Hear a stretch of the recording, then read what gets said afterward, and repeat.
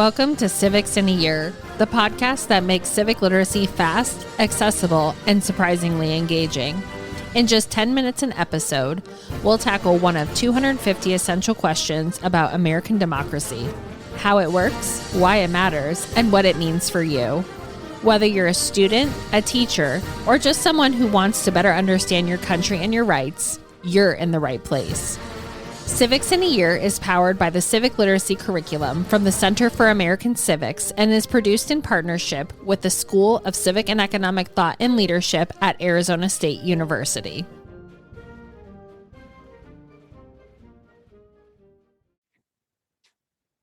Welcome back to Civics in a Year. I am very excited about this topic. I'm so excited that we have lots of questions, not for today, but in general on this.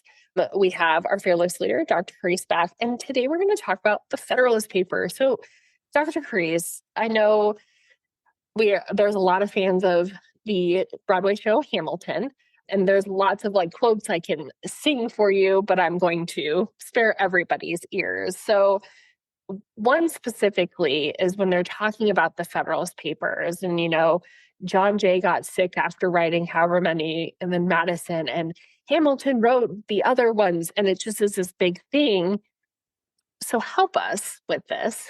Who wrote the Federalist Papers, and what did those authors really want Americans to understand? Kind of what was the purpose of the Federalist Papers? Well, it's great that we are doing several episodes on the Federalist. It's such an important text. I'm going to suggest by the end of our time together today that the Federalist is important to understand as part of the great dialogue and debate of the founding.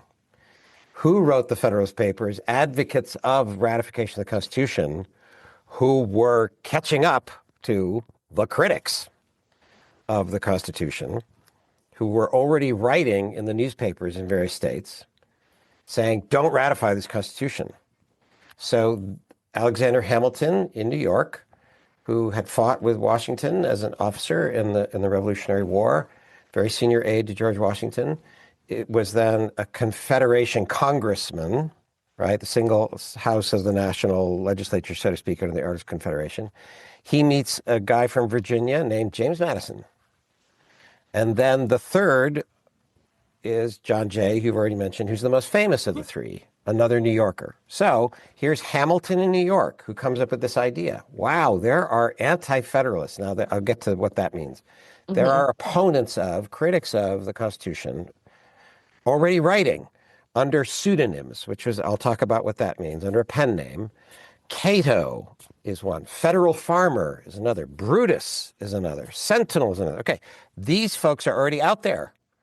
In September and October of 1787, just as the Constitutional Convention is closing and Confederation Congress is sending this document out to the states, debate this for ratification as a new frame of government for America. The opponents are out there first.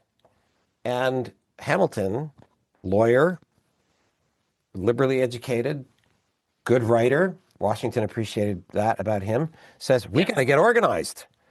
We might lose some of these ratification debates in the states and these votes. New York is a crucial one. It's a big state, prominent state. And so he organizes a team.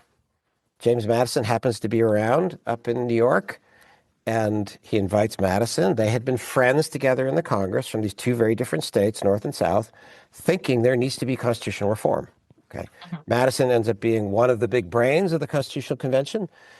And then the third one is the most famous. He's the more senior of the three. He was basically the foreign secretary of the Confederation Congress, but was also involved in the 1783 Treaty of Paris, treaty which resolves the Revolutionary War for the Americans. Right? So John Jay, lawyer, scholar. So yes, as you mentioned, Jay gets sick. Right? They want him in. He's smart. He's distinguished, and then he doesn't contribute as much, but his contributions are important. Mm-hmm. And then the two younger ones, ambitious, energetic, advocates of constitutional reform. One other thing I'll say about Alexander Hamilton, before he was a Broadway star, he was a brilliant PR guy, public relations, communicator. He comes up with the idea of pulling together multiple authors under one name, Publius. I'll explain what that means. And he also immediately has the idea of a book. This is complicated, this Constitution. There are smart people. These names I just mentioned to you, these are not dumb people writing just bumper sticker, stupid statements against ratifying. These are smart people. We're going to have to up our game. And we're going to need a lot of essays to do it. Think of these as op-ed essays, opinion essays in a newspaper, right? But he thinks of it as a book from the beginning. So two other ideas well, I'll mention just one now. Why the name Publius for the one name of these multiple authors? Well, as I mentioned, some Roman Republican names had already been taken. Cato is writing against ratification in New York. Brutus is a name that's being used. Okay, what are they doing? They're invoking the idea of liberty against tyrannical authority. One is against the Roman kings, so the Roman king monarchy has to be overthrown to establish the Roman Republic. But then, centuries later, when this warlord figure, Julius Caesar, arises, it's still the Republic, but there's concern that we're losing it.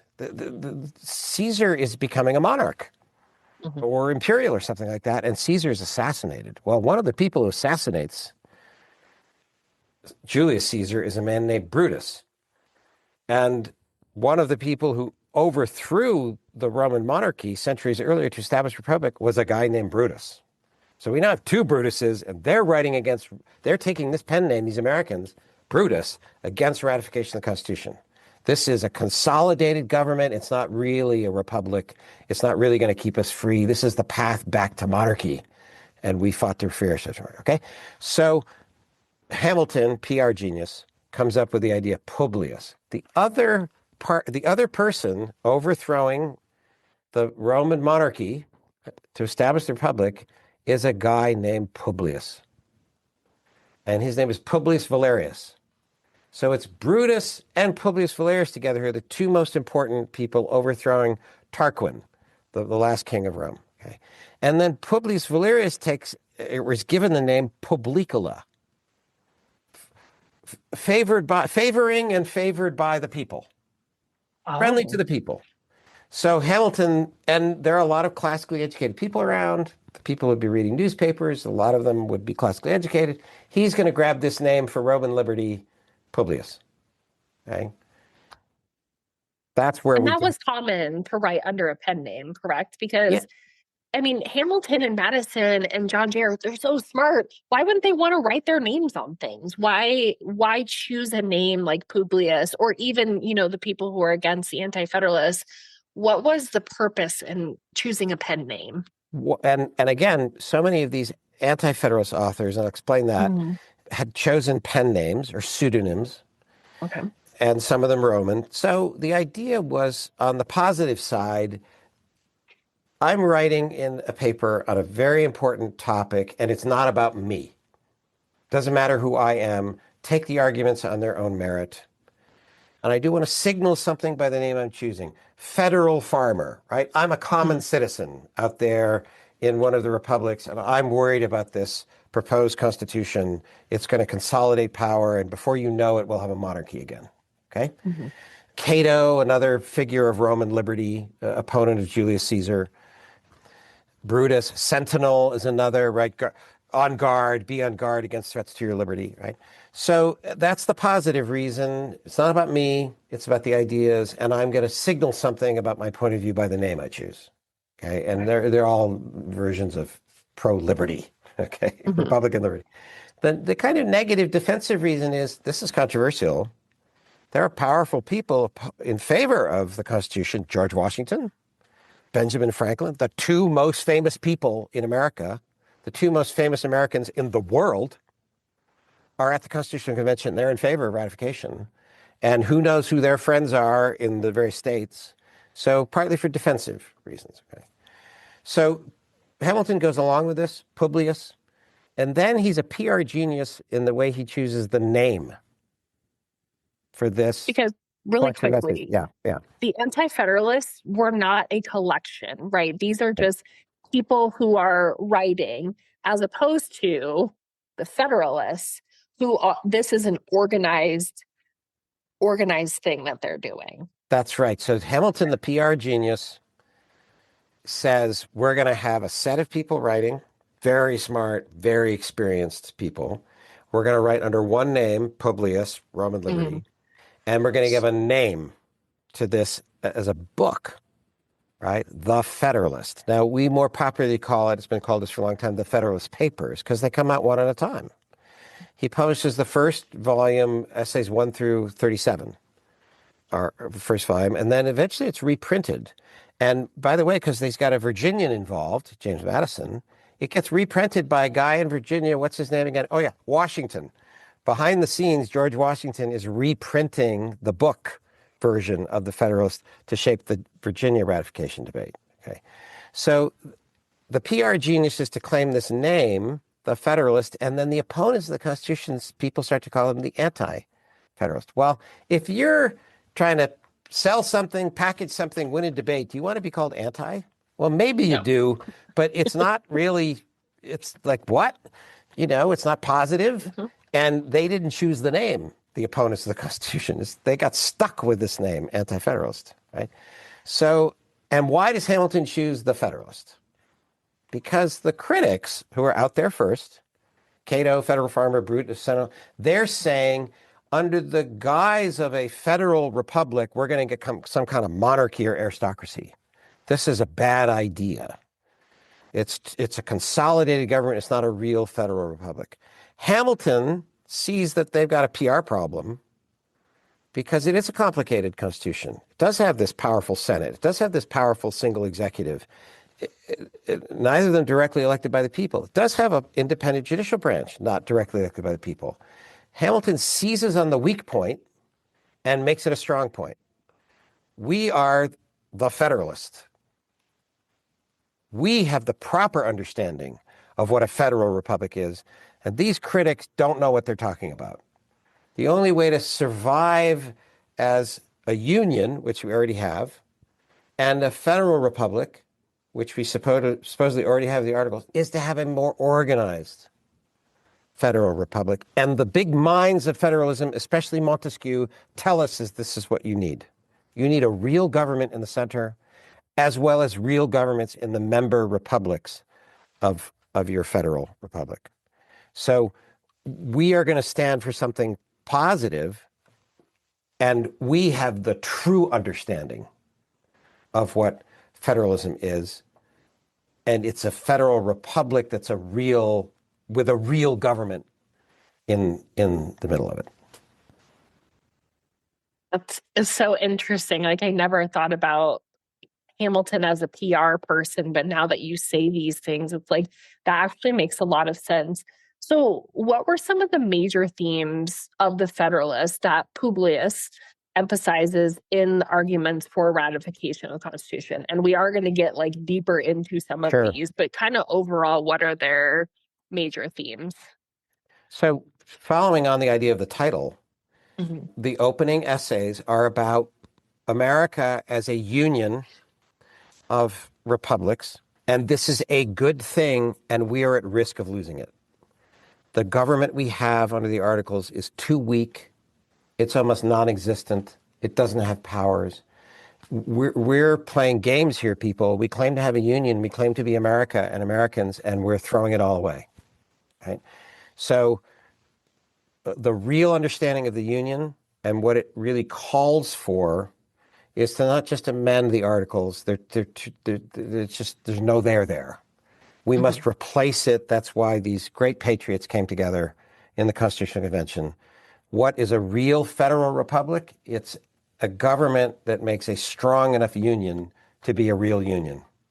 And that means a real government at the center. Now, the debate in the opening essays into the, not just the teens, but the 20s this is Republican. The real meaning of federalism and a federation of republics is to have a stronger government in the center, but it's not the only government. And this is all republicanism. We, writing as Publius, people don't know it's plural. Publius, I'm a Republican, right? And having a real federal republic government and then member republics with their governments. That's the real deal. And by the way, we've got the big brains. So I mentioned Montesquieu, right? So they're citing Montesquieu, and they're also citing Blackstone, English law and constitutionalism. But now, you mentioned other big themes. You're going to do separate episodes on Federalist number 10, on Federalist number 51. Both of those we know happen to be written by James Madison. We forget some other ones. I'm going to mention Federalist number 9, which sets up number 10, on federalism or the federal republic and citing Montesquieu. Basically what they're saying, the Anti-Federalists don't know what they're talking about. They mentioned Montesquieu, all republics have to be small. They didn't read the whole book. They didn't do their homework. I, Publius, have read the whole Montesquieu book. And here's the passage in Montesquieu they don't want to talk about, where Montesquieu says a federal republic has got to have a real government in the center. It's got to have a strong government in the center. And that's good for everybody. You have liberty out in the member republics, and you have liberty protected by having a strong enough government in the center. Because Montesquieu says it's a dangerous world out there. And you've got internal sources of disorder, and you've got external threats to liberty. Republics in a dangerous world filled with monarchies and authoritarian governments and empires and despots and blah, blah, blah. So we, Publius, can claim Montesquieu as our great authority, and we are doing what needs to be done to sustain Republican government and Republican liberty. Then moving on, you're going to talk more about this. Federalist 51 talks about separation of powers. Mm-hmm. There's dozens on sort of from the 40s onward to the 80s, commentary on the three separate branches and our complex constitutionalism. So this is why we'll do a separate episode on this later. This is why the Federalist is still read and cited by lawyers and judges, especially federal judges today. But I want to finish with larger themes that might be overlooked. Okay, again, Montesquieu, big brains, Blackstone, big legal brain, is being cited by Publius because this is a book project from the very beginning. And it ends up having 85 essays in it. And the large idea of that is America deserves a government worthy of our ideals and ambitions. So to use a popular phrase, the Constitution will make America great. And America deserves to be great. America deserves to succeed. And we are in risk of collapsing. The Union collapsing, our experiment in Republican liberty collapsing. So if you read the Federalist number 1, Hamilton opens by placing, it's sort of like the opening of the Declaration of Independence. At stake in America and this question of revolution is more than America, right? These are universal principles.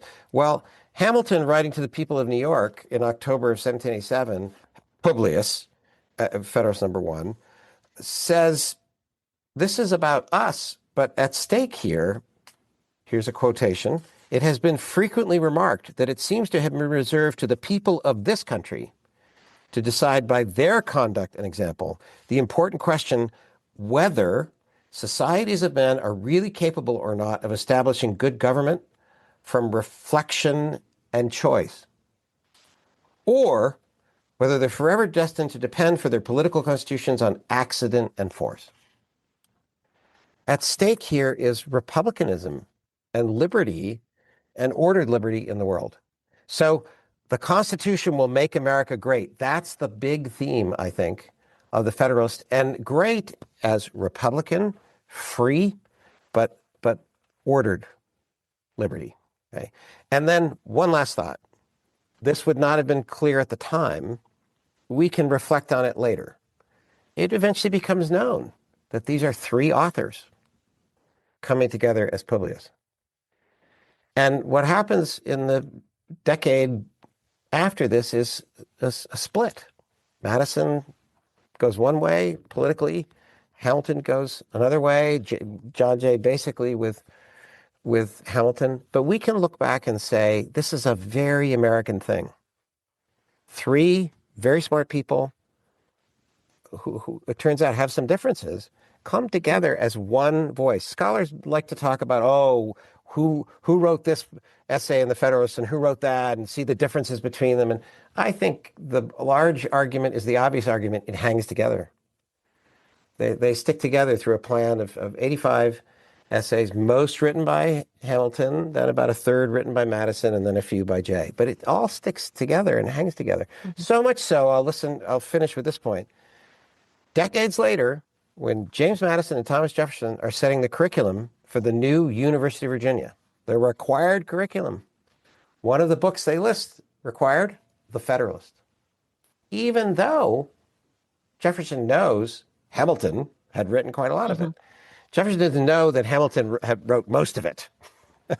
I think he doesn't know, right? But it's an American unity of diverse voices coming together to make a big, important argument. And it's so important that Madison and Jefferson are going to put it on the required reading list. So in reflection, it wasn't evident at the time. We can say, boy, this is crucial for our founding, our constitution, and it's got this additional lesson to it. E pluribus unum. Diversity, argument, some degree of unity. It's possible. Dr. Teresa, I'm going to put you on the spot because you are the founding director of the School of Civic and Economic Thought and Leadership, and you are now our director of the Center for American Civics. One of the, I think, cooler things that we have is something called the Civics Classic Collection. And we have a copy of the Federalist paper, and I will, for our listeners, link this because there is a video. Can you tell me a little bit about this copy of the Federalist paper that is actually in ASU's library? Yes, this was an initiative from President Crow, of the president of Arizona State University at the time. We got a supplemental amount of money from the state legislatures, a one-time supplemental amount, and he suggested that the school should undertake a project with the library of the whole university to collect some important documents, books, on the themes of civic thought and economic thought and leadership. And the most important one I wanted to try and find, and it did cost some money, but this is presidents and vice presidents of the university supervising this whole project. Wouldn't it be great for a public university to have an original copy of the Federalist? So this was published in 1788. It's one of the editions that was published, Volume 1 and Volume 2 together as one whole collection, essays 1 through 85. And I'll just finish. We could talk more about it. I'll just finish with this thought. It's the great thing about America. And it fits with Alexander Hamilton in the musical, right? Scrappy, up from nothing. I'm here, and I'm not throwing away my shot, right? If you look at this 1788 edition of the Federalist, it looks like a cheap paperback. It's got leather binding that's the cheapest leather. So now, 200 plus years later, it's falling to pieces. It's small.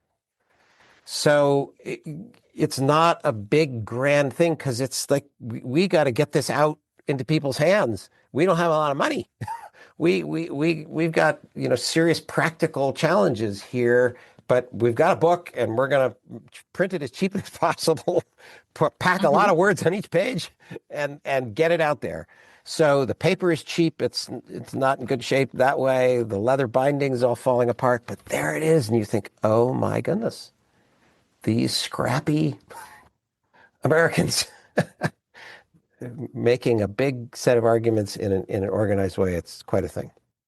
It is really cool. And again, for our listeners, we have a video. Our library is incredible. There are really cool things. And I remember the first time I got to go in and I got to see like Washington's farewell address and Seneca Falls and like Wealth of Nations. Like all this stuff is just really, real cool. So thank you for letting me put you on the spot. I think it's such a unique and cool thing for the Arizona State University to have because it is so important. So Dr. Reese, as always, thank you so much. Thank you, Liz. Thanks for joining us on another episode of Civics in a Year. If you enjoyed this episode, be sure to subscribe and share it with someone who cares about a constitutional republic as much as you do. For more episodes, resources, and updates, follow us on social media or visit us at civics.asu.edu. Make sure to check out the show notes for any relevant links. Special thanks to the United States Marine Band for their performance of the Stars and Stripes Forever. Let's keep building a stronger constitutional republic, one episode at a time.